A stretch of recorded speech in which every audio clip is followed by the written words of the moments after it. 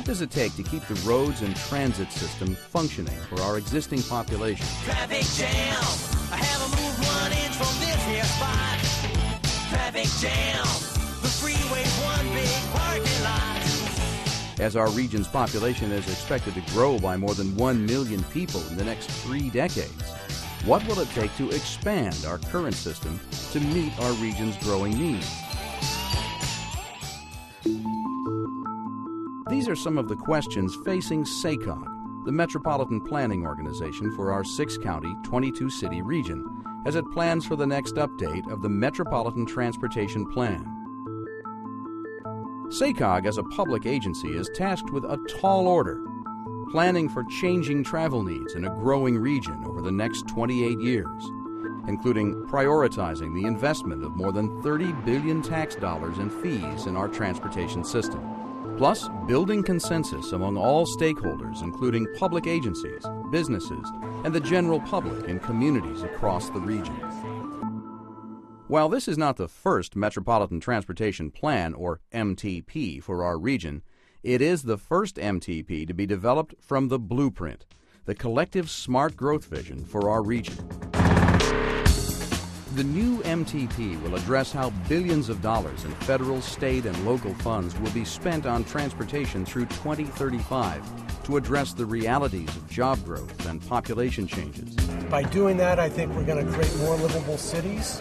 Efforts for the MTP for 2035 began last fall with community presentations, an elected official workshop, and 16 community workshops across the region last spring. SACOG heard from some 2,000 citizen planners.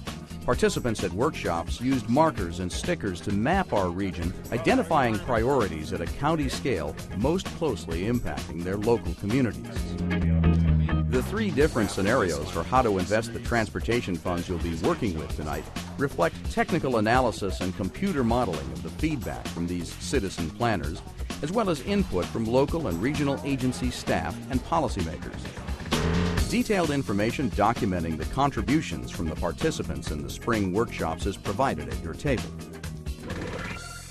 One thing we know for sure is that if we keep growing farther and farther apart, no transportation system, no matter how smartly constructed and how much money is spent to build it, will make it possible for people to conduct their daily lives without more and more congestion, more time away from families traveling, and more air pollution.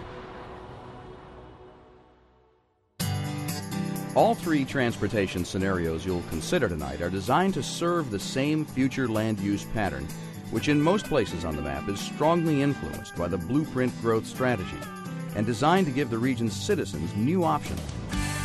The blueprint focuses on creating high-quality communities and neighborhoods through a balance of land uses, a range of housing choices placed near to where the jobs, shopping, schools, and other elements of our daily lives are located. This land use, combined with certain kinds of transportation investments, will give people more choices in taking transit systems, walking, bicycling, carpooling, and taking shorter automobile trips. Tall order, moving the region forward, relies on us finding common ground together, despite our diverse transportation needs. Some questions that need to be considered include how much of our road investments should be targeted at simply better maintaining the current system, or building up better connections between 4-lane arterial streets, or faster speed connectors around some of our urban edges, or a more extensive system of carpool lanes on our freeways. What kind of transit investment will most effectively attract people to get out of their cars for some of their daily travel? With what frequency do we need bus, light rail, and train service? Where is light rail needed? How do we get our students to walk or ride bikes to school? Our discussions of how much to invest and where rest on 6 basic principles for the MTP 2035. Access and mobility. Improve opportunities for businesses and citizens to easily access goods, jobs, services, and housing. Equity and choice. Provide real, viable travel choices for all people throughout our diverse region. Economic vitality. Efficiently connect people to jobs and get goods to market. Environmental quality and sustainability. minimize transportation impacts on the environment for cleaner air and natural resource protection. Financial stewardship, a transportation system that delivers cost-effective results that are feasible to construct and maintain. And smart land use. Design a transportation system to support good growth patterns, including increased housing and transportation options and focusing more growth inward.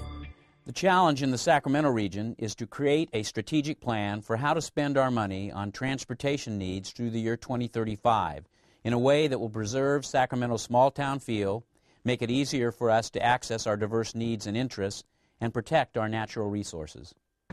The Tall Order Moving the Region Forward Forum is designed to enable us to work together in identifying our preferred investment priorities.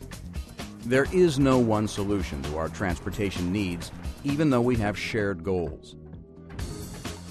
Our objective is to build a high-quality transportation system that best reflects the desire of our residents, enhances the small-town feel of our communities within the region, and provides access to our big city amenities. The SACOG Board and MTP partners are participating this evening as facilitators for the investment issues discussion.